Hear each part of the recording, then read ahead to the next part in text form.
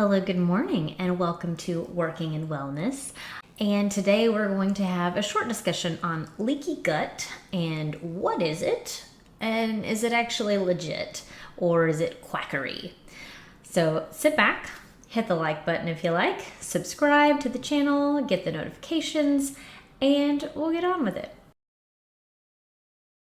Leaky gut. What is it? So leaky gut, in its definition, basically is increased intestinal permeability. Okay, so it's not actually your stomach or your gut leaking, it's your intestines. That is the term leaky gut. So your intestines are surrounded by a thin layer of cells, and these cells have tight little junctions that basically have little gates, tightly guarded gates in between them that will allow nutrients to pass in and out. It is a selective permeable barrier, okay? So the particles it's supposed to let out are things like glucose and amino acids and fatty acids and the broken down bits of your food that have turned into nutrients and are now needed for your cells. So they pass through the gates of the intestine into the bloodstream and therefore are carried over your body to the rest of your cells where they're needed. So that's the way the intestines are supposed to work. Now, the idea of leaky gut is that through different triggers or stressors, which we'll get into that later, the gut lining, the intestinal lining becomes inflamed and damaged, thereby damaging the gates between the cells. Larger particles of food, undigested food, can pass through, or bacterial particles or endotoxins from the bacteria in your gut can get through and get into the bloodstream. Now, the problem with this is that your bloodstream is not designed to carry around bits of food or bacteria or viruses or other things. And when it does that, your body's protective mechanisms come awake, and it creates an inflammatory response to basically attack it and get rid of it. And at times, it can even register an immune response, which indicates your body is now remembering this particular particle and says, this is a bad guy. I'm going to create an immune response, which that equates with an allergic reaction. Okay, so you will have an allergic type symptom when you have an immune response. Like when I get around cedar, my body thinks I'm under attack and starts attacking me. So the idea behind leaky gut is that it is being proposed as a cause of a lot of different inflammatory disorders of the body and the GI system.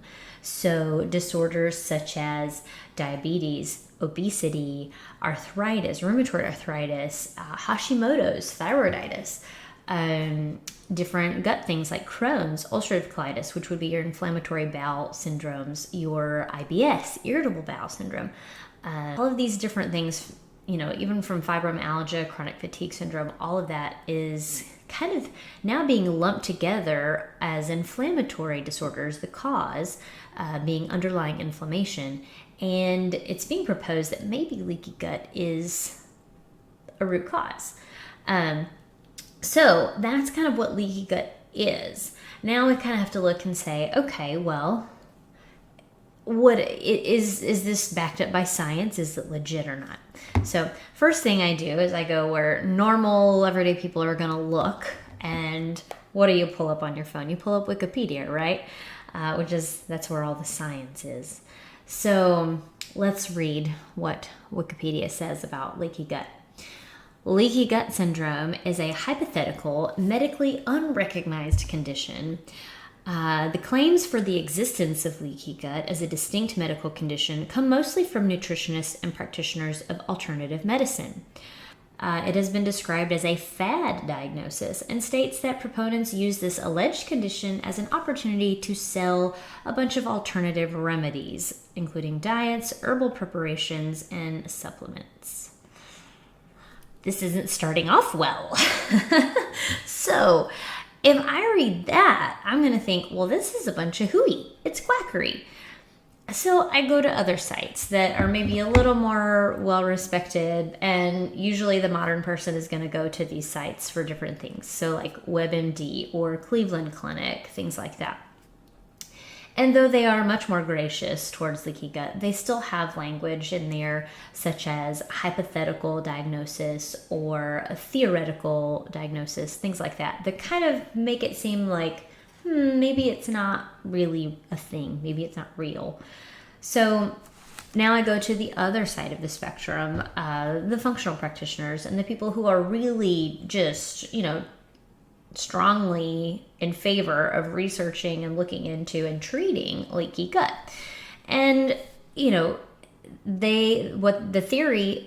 their theory makes sense to me. So if you go back to the cause, you have these inflammatory triggers or dietary triggers, stress, different things that can irritate and damage the intestinal lining.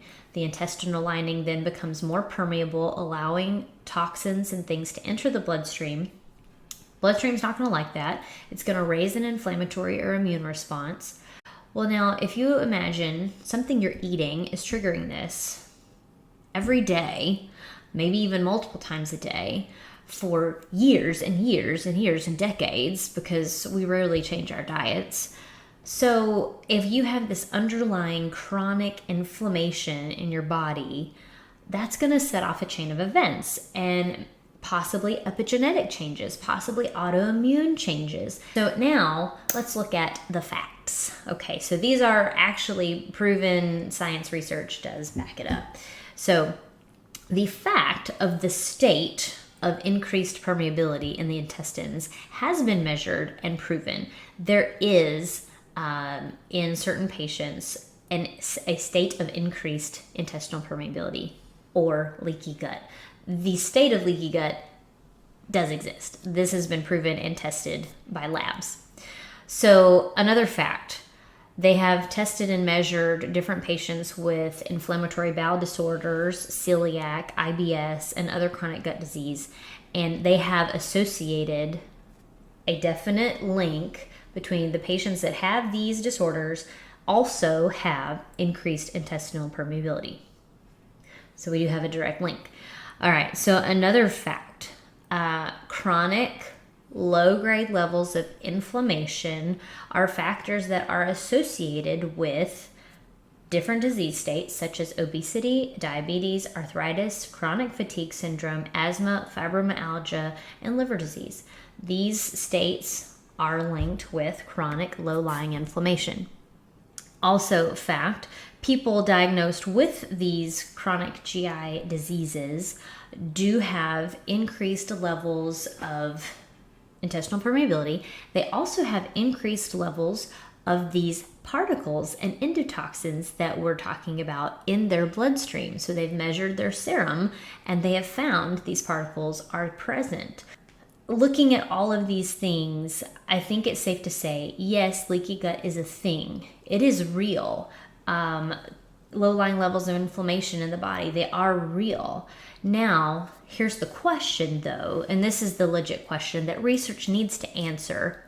Is leaky gut the cause, the root of all of these things, or is it merely a symptom and that the disease state already existed and now leaky gut is just a symptom of it? Maybe both, maybe and, maybe or, I don't know. But this is what research needs to focus on.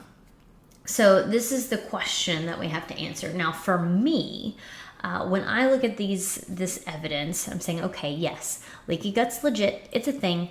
And now I go and I look at the different patient reports. So there are hundreds and thousands of patient reports stating that they have tried the alternative dietary protocols, changing their diet, treating the underlying inflammation in the gut, and have seen amazing results, much more than the medications on the traditional side have given them. They have increased quality of life, and a lot of them have complete remission from these chronic diseases, if not incredible symptom resolution. So That tells me that this really needs to be looked into as a possible root cause of a lot of these inflammatory disorders. And if that's the case, then good grief, who wouldn't rather just change a simple dietary, shift rather than taking medications that you're having to pay hundreds and hundreds and thousands of dollars worth that may or may not work and can cause side effects along with it.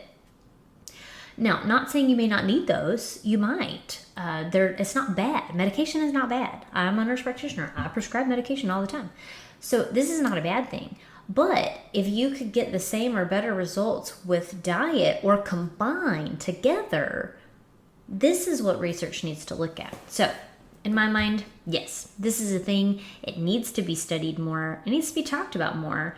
All right, we're going to come back with some more later about what causes this, what kind of symptoms you're going to expect, and all kinds of fun stuff. So stay tuned for more videos to come.